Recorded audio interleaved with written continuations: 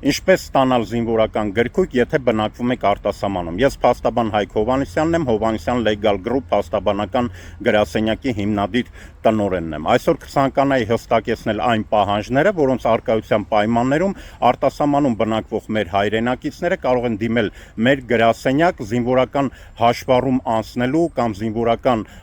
գրքույկ ստանալու հարցում աջակցություն ստանալու համար։ Նախ մեր հայրենակիցը պետք է լինի 27 տարեկան լրացած անձնավորություն եւ բացի այդ